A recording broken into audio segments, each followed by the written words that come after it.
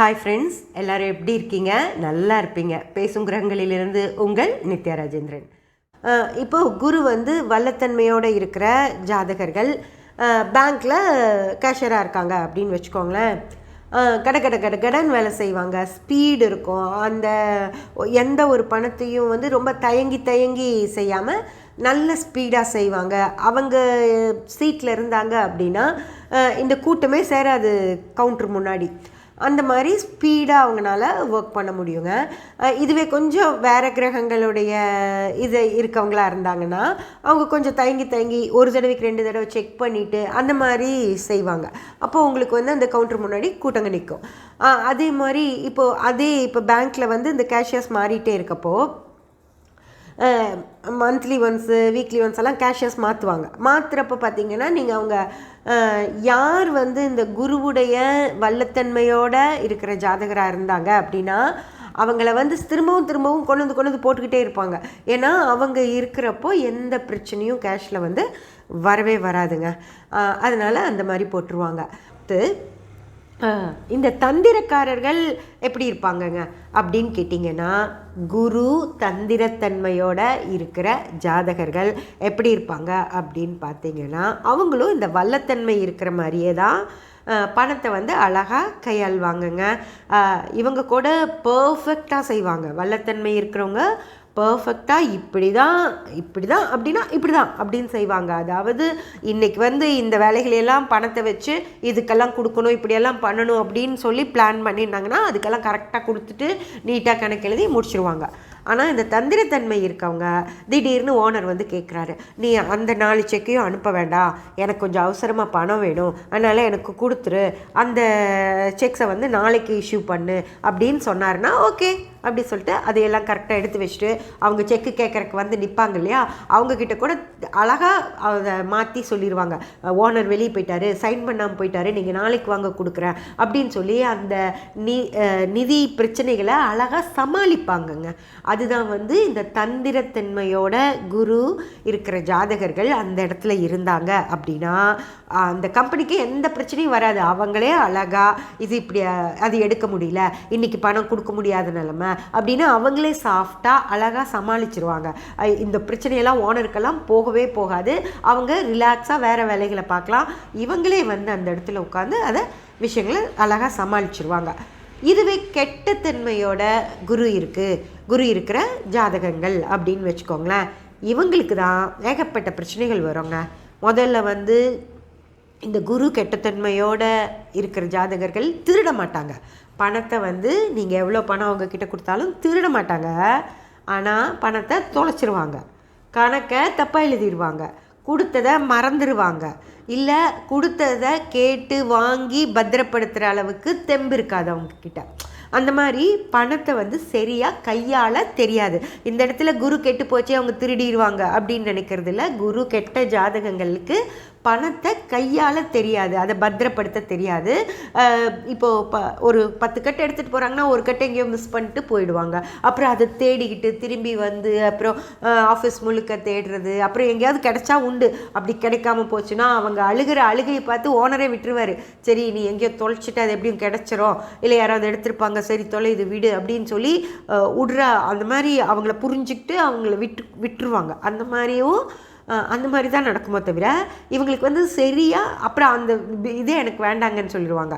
அதுக்கப்புறம் பேங்க்கில் நீ கேஷியர் சீட்டில் போய் இந்த வாரம் நீ உட்காருனா வேண்டாம் எனக்கு செட் ஆக மாட்டேங்குது, நீங்கள் வேறு போட்டுக்கோங்க அப்படிங்கிற மாதிரி சொல்லிட்டு நகர்ந்துக்குவாங்க. அதே மாதிரி இந்த ஆஃபீஸில் ஒர்க் பண்ணுற இடத்துலையும் இவங்க தான் அந்த கேஷுக்கு பொறுப்பேற்க வேண்டிய இது வர்றப்போ இல்லைங்க எனக்கு செட் ஆகாதுன்னு அவங்களே ஒதுங்கிக்குவாங்க. இல்லைனாலும் ஆஃபீஸில் இருக்கவங்க இவருக்கு செட் ஆகாது, அவர் வேண்டாம் அப்படின்னு சொல்லி அவரை அந்த போஸ்ட்டில் வைக்காமல் வேறு ஏதாவதுக்கு யூஸ் பண்ணிக்குவாங்க. அந்த மாதிரி ஒரு பணத்தை கையாளுறதுக்கான ஒரு திறன் இல்லாமல் இருப்பாங்கங்க குரு கெட்டு போய் இருக்கவங்க. அதே மாதிரி குரு கெட்டு போயிருக்கவங்க கடவுள் நம்பிக்கை அப்படிங்கிற விஷயத்துலையும் ரொம்ப கடவுள் மேலே அந்த இதோடு இருக்க மாட்டாங்க. நீ எனக்கு எதுவும் செய்யலை, நீ அப்படியே ஏற்றுக்கிட்டாங்க இல்லைங்களா கடவுளை இவங்க குரு நல்ல தன்மையோடு இருக்கவங்க கடவுளை ஏற்றுப்பாங்க, இவங்க ஏற்றுக்க மாட்டாங்கங்கம்மா. இவங்களுக்கு ஏற்றுக்க தெரியாது கடவுளை.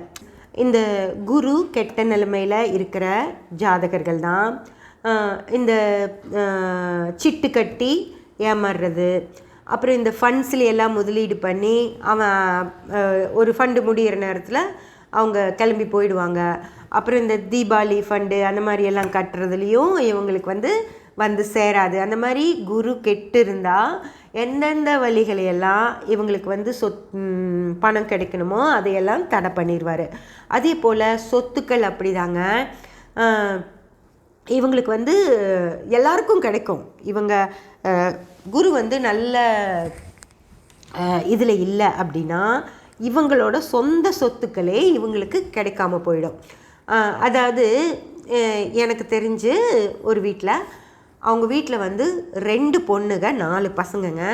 அவங்க அப்பா உயில எல்லாத்துக்கும் சரி சமமாக எழுதிட்டு போயிட்டாரு. அவங்க அப்பா இறக்குற வரைக்கும் அவர் வெளியே சொல்லலை. அவங்க அப்பா இறந்ததுக்கப்புறமா இவங்க எடுத்து பிரிச்சுக்கிறாங்க. எடுத்து பிரிக்கிறப்போ அவங்க பெரிய பொண்ணுக்கு ஒரு இதை கொடுத்துட்டாங்க, ஒரு பாகத்தை. அப்புறம் இந்த 4 பசங்களும் ஆளுக்கு ஒரு பாகத்தை எடுத்துட்டாங்க. அப்போ இந்த பசங்க அந்த 2வது பொண்ணுக்கிட்ட கேட்குறாங்க, இந்த மாதிரி உனக்கும் இருக்குது, ஆனால் நீ எங்களுக்கெல்லாம் கொடுக்கலாம்ல, நாங்கள் பசங்க தானே, எங்கள் அப்பா அப்பாவுக்கு அப்பாவெல்லாம் நாங்கள் தானே பார்த்துக்கிட்டோம், நீ எல்லாம் கல்யாணம் ஆகி போயிட்டே இல்லை அப்படின்னு சொல்லி கேட்குறாங்க. அவங்க சரின்னு சொல்லிட்டு சைன் பண்ணிவிட்டு அவங்க ஒரு வாட்ச் வாங்கி கொடுக்குறாங்க. அந்த வாட்சை மட்டும் வாங்கிட்டு வந்துட்டாங்க. அவங்க ஒன்றும் கேட்கல, எனக்கு வேணும் அப்படின்னு சொல்லி. இதுக்கும் அந்த வீட்டில் அவங்க மாமியார், அவங்க கணவர் எல்லாருமே பணம் வேணும், பணத்து மேலே ஆசை இருக்கவங்க தான். மிகப்பெரிய வசதியானவங்களும் கிடையாது. அவங்க குழந்தைய கஷ்டப்பட்டு தான் படிக்க வைக்கிறாங்க. இருந்தாலும் அவங்க கேட்டாங்கன்னு அவங்க சைன் பண்ணிட்டாங்க. அப்புறம் எல்லோரும் அந்த ஷேரையும் அவங்களே அந்த பசங்களே பிரித்து வச்சுக்கிட்டாங்க. அதுக்கப்புறமா இவங்க வீட்டிலேருந்து கோவம் அவங்கள வீட்டில் சத்தம் போடுறாங்க. இப்போ அவங்க ஹஸ்பண்ட் போய் கேட்குறாரு, எப்படி நீங்கள் ஒய்ஃபை ஏமாற்றி அனுப்பிட்டீங்க அப்படின்னு. அதுக்கு அவங்க சொல்லிட்டாங்க, இல்லை நாங்கள்லாம் எழுதிட்டோம், இனியெல்லாம் ஒன்றும் பண்ண முடியாது, இனி ஒன்றும் பண்ணவும் முடியாது, அவங்களே எழுதிட்டாங்க. அப்போ வீட்டுக்கு இவங்க அதுக்காக டெய்லியும் திட்டு வாங்கிக்கிட்டும், வீட்டில் இப்படி அறிவு இல்லாமல் இருக்க, ஏமாந்து போயிட்டேன், டெய்லியும் திட்டி வாங்கிட்டு இருக்காங்க. ஆனாலும் அவங்களுக்கு அது தோணவே இல்லை, இப்படியெல்லாம் நமக்கு நடந்துருமே, நம்ம நம்ம ஷேரை நம்ம வாங்கிட்டு போகணுமே அப்படின்னு சொல்லி அவங்க அக்கா அந்த ஷேரை வாங்கி வீடெல்லாம் கூட கட்டிக்கிட்டாங்க. அவ்வளோ வர வேண்டிய அமௌண்ட் இருந்தாலும் இவங்களுக்கு தெரியவே இல்லை அதை வாங்கிக்கணும் அப்படின்னு கூட. அந்த மாதிரி குரு ஒரு ஜாதகத்தில் கெட்டு போயிருக்கு அப்படின்னா எல்லாத்துக்கும் கிடைக்கிறது இவங்களுக்கு கிடைக்காம கூட போகுங்க. அந்த மாதிரி உஷாராக இருக்கணும். அதாவது அவங்கள சுற்றி இருக்கவங்க, இப்போ மனைவிக்கு அந்த மாதிரி இருக்குது அப்படிங்கிறப்போ அவங்க கணவர் தான் அதை கவனமாக இருந்து பார்த்து வாங்கியிருக்கணும். இல்லை கூட போய் இவங்களை சொத்து வாங்கிட்டு அதுக்கப்புறம் சைன் போட்டு வர சொல்லியிருக்கணும். அந்த மாதிரி சில விஷயங்களெல்லாம் செய்யணுங்க. அந்த மாதிரி குரு கெட்டு இருந்துச்சு ஒரு ஜாதகத்தில் அப்படின்னா அவங்க தெரிஞ்சோ தெரியாமையோ அவங்களுக்கு வர வேண்டிய ஃபண்ட்ஸ், அதாவது பணம் அப்படிங்கிறது, சொத்து அப்படிங்கிறது அவங்களுக்கு கிடைக்காமே போகிறதுக்கு வாய்ப்பு நிறையா இருக்குங்க. ஓகே ஃப்ரெண்ட்ஸ், சப்ஸ்கிரைப் பண்ணி பெல் பட்டன் ப்ரெஸ் பண்ணி வச்சுக்கோங்க. அப்போ தான் நான் போடுற எல்லா பதிவுகளும் உங்களுக்கு கிடைக்கும். கமெண்ட் பண்ணி ஷேர் பண்ணி லைக் பண்ணிங்கன்னா எனக்கு சப்போர்ட்டிவாக இருக்கும். Thank you friends.